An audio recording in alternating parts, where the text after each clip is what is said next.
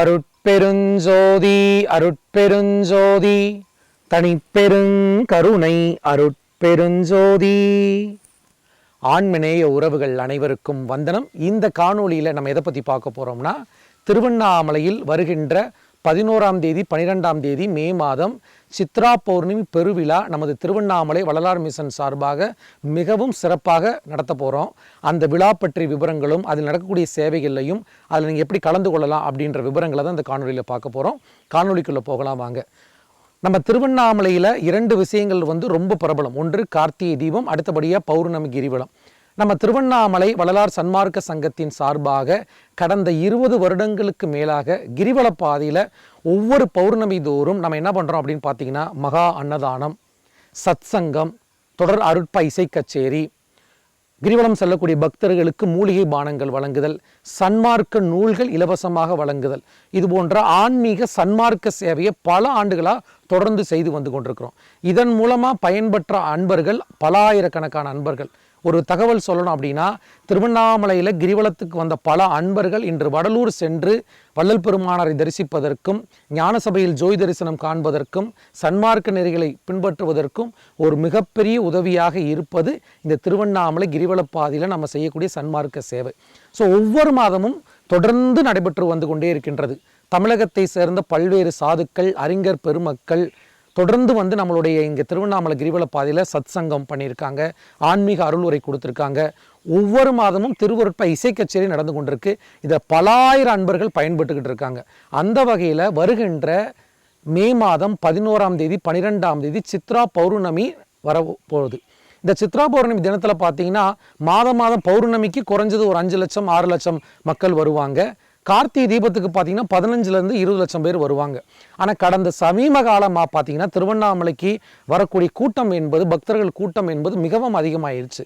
So அந்த ஒட்டி பார்க்கும் பொழுது வருகின்ற 11, 12 சித்ரா பௌர்ணமி தினத்தில் குறைஞ்சது 15 20 லட்சம் பேர் வருவாங்கன்னு சொல்லிட்டு அரசு எதிர்பார்க்குது.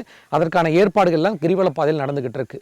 நம்ம திருவண்ணாமலை வள்ளலார் சன்மார்க்க சங்கம் சார்பாக எப்படி மாதம் நம்ம பௌர்ணமிக்கு சேவைகள் பண்ணுறோமோ, அதுபோல் கார்த்திகை தீபத்துக்கு எப்படி சேவை செய்கிறோமோ அதுபோல் நம்ம சித்ரா பௌர்ணமிக்கு தொடர்ந்து சேவை செய்கிறோம்.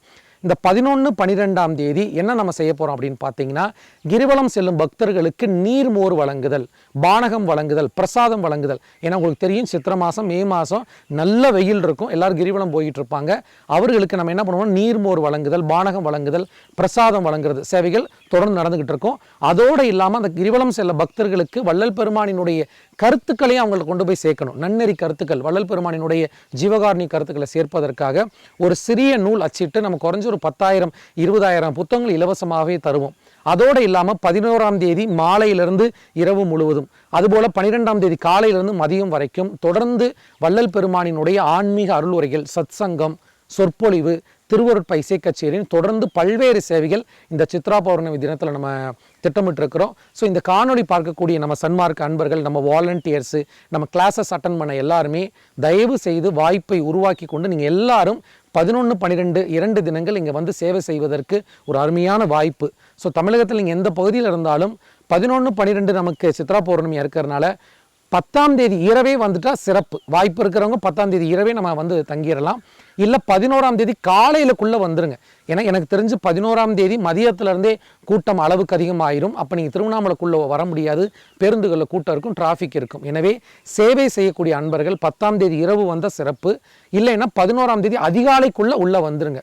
ஸோ இதுதான் தொண்டு சேவை செய்யக்கூடியவங்களுக்கு ஒரு தகவல். அடுத்தபடியாக இந்த நீர்மோர் வழங்குதல், பானகம் வழங்குதல், பிரசாதம் வழங்குதல், சன்மார்க்க நூல்கள் வழங்குதல், இது எல்லாமே நம்ம பொதுமக்களினுடைய அன்பர்களினுடைய நன்கொடையில் தான் இந்த சேவையை செஞ்சுட்டு வந்துகிட்டு இருக்கிறோம். எனவே இந்த திருவண்ணாமலை சித்ரா பௌர்ணமி தொடர் சேவையில் நீர்மோர் வழங்குதல், பானகம் வழங்குதல், பிரசாதம் வழங்குதல், ஆன்மீக சேவை, சன்மார்க்க சேவைகளுக்கு தங்களால் இயன்ற பொருளுதவி செய்து இந்த அறப்பணியிலையும் இந்த புண்ணிய பணியிலையும் வரக்கூடிய அந்த புண்ணியத்தில் அனைவரும் பாகம் செய்து கொள்ள ஒரு அற்புதமான வாய்ப்பு. எனவே இந்த காணொலி உங்கள் நண்பர்களுக்கெல்லாம் பகிருங்க.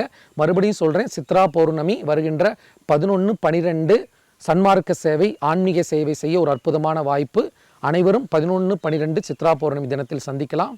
எல்லா உயிர்களும் இன்புற்று வாழ்க. நன்றி, வணக்கம்.